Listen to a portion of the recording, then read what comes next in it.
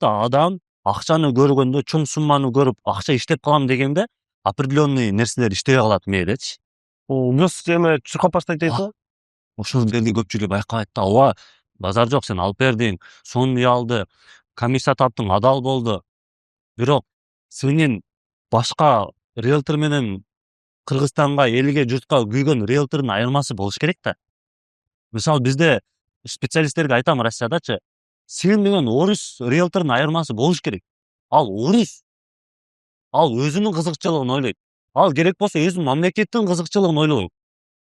Бирок сен кыргыздын кызыкчылыгын ойлошуң керек. Ал адам бул жака ойногону келген жок. Капитал кылам деп келди. Канчалаган мекендештерди 20 жыл, 30 жыл иштеп, эки этаж үй салды, бирок дагы деле Москвада иштеп жүрөт. Неге?